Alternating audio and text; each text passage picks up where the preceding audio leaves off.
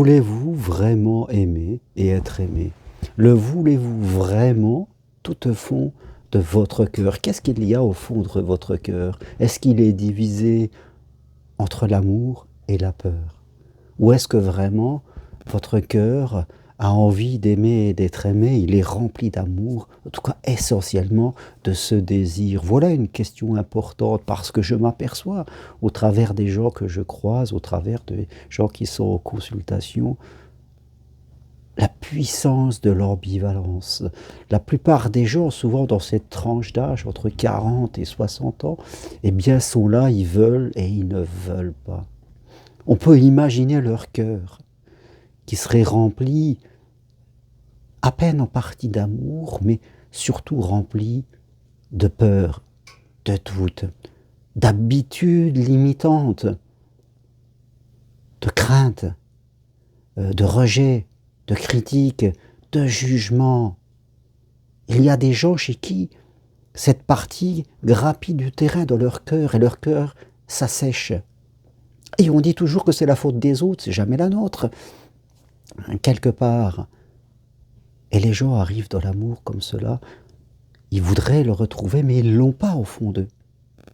Ce que tu vas trouver dans la vie, ce que tu vas attirer comme personne, sera en lien intime avec ce que tu ressens à l'intérieur. Si ton cœur est une maison divisée, si ton cœur est un repère de brigands, de voleurs,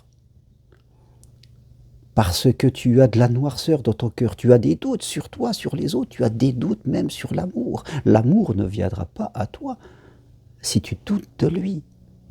Si tu attends que l'autre te donne constamment des preuves. Et c'est pour ça que les gens, ils arrivent dans l'amour, non pas en se disant qu'est-ce que je veux apporter, mais qu'est-ce que je vais en retirer. Vous voyez, il y a un côté véniel, il y a un côté investissement. Si j'investis, je dois avoir retour sur investissement.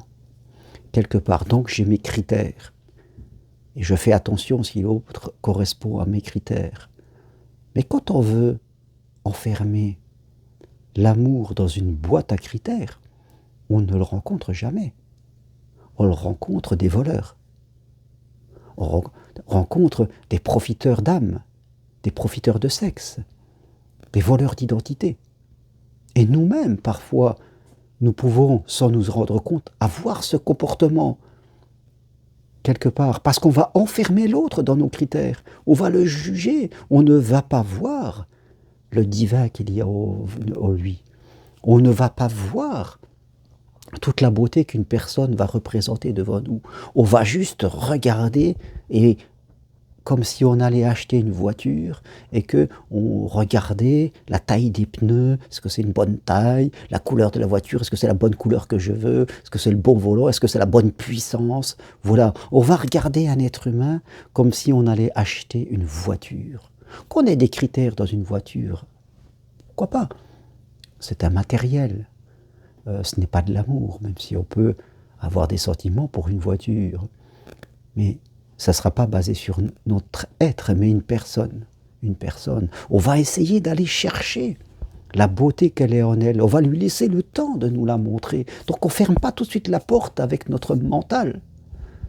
Parce que c'est sûr et certain que si on agit comme cela, on va nourrir ce côté noir de notre cœur. Et l'amour s'éloignera de nous, parce qu'on ne cherche pas l'amour, il est autour de nous, mais il ne viendra pas à nous parce qu'il ne se sentira pas accepté. Parce qu'il sentira qu'on veut l'emprisonner dans une cage. La cage de nos attentes, la cage de nos critères. Alors faites attention. Et si vous sentez que vous manquez d'amour en vous, pour X raison, ça arrive, parce qu'il y a votre histoire, il y a tout cela, si vous sentez que vous manquez d'amour en vous, faites une pause et reconstruisez cet amour pour vous, cette acceptation de vous. Voilà, faites cette pause-là. Après, vous pourrez revenir, parce que aimer quelqu'un, c'est donner de l'amour à cette personne. Après, vous pouvez revenir, mais n'allez pas dans votre quête amoureuse si à l'intérieur de vous, vous n'y êtes pas. Si vous sentez que votre cœur est divisé entre l'amour et la peur. Donc, ayez cette grandeur, cette observation de vous, prenez le temps. Sinon, vous allez vers quelque chose sans le vouloir vraiment. Sans le vouloir vraiment. Et voilà, quand on demande aux gens, qu'on pose la question, qu'est-ce que tu veux en amour, ben, ils ont des réponses bateaux, on sent qu'ils bafouillent, on sent que, voilà, ils ne savent pas trop quoi répondre à cette question. Et si c'est votre cas, eh bien, je vous invite à faire une pause et à prendre le temps de faire le poids sur vous qui vous êtes, à renforcer votre identité, à renforcer l'acceptation et l'appréciation de vous-même. Après, vous pouvez aller revenir. Parce que l'amour, le grand amour, c'est donner plus que recevoir. C'est pas sauver, c'est pas avoir le syndrome du sauveur, mais c'est donner de l'attention, donner de l'amour, donner du temps, être là. C'est le vouloir vivre ça. C'est vraiment le vouloir au plus profond de son cœur. Et quand on veut quelque chose au plus profond de son cœur, et que la façon dont on veut le vivre est quelque chose d'harmonieux, basé sur l'amour et non sur la peur, alors les choses se matérialisent dans la vie de façon tout à fait normale.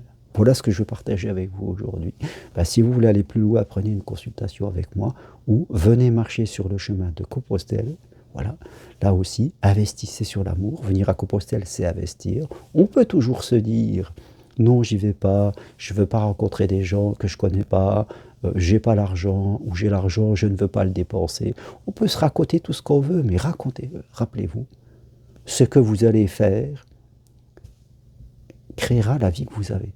Tout simplement, c'est aussi simple que ça. Chaque jour, vous dites à l'univers, à Dieu, par vos attitudes, par vos comportements, par vos renoncements, mais aussi par vos choix, par les risques que vous décidez de prendre, vous dites ce que vous êtes prêt à vivre.